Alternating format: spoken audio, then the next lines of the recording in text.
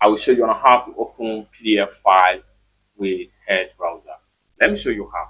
The very first thing you want to do, like for instance, I have this my PDF file right here. What you want to do is to click on the PDF file, right click on it, and the next thing you want to do is to go ahead and click on open with, proceed with Edge, Microsoft Edge right here. And in a few seconds, the PDF is going to show in your Edge browser, just like what you see right here. From here, you can view your PDF, and at the same time, you can edit your PDF right here. You can add text. You can also read loud what you have on your PDF right here. You can erase. Then you can also ask Copilot AI to summarize and do different stuff for you as far as PDF with your Edge browser is concerned on your Windows PC.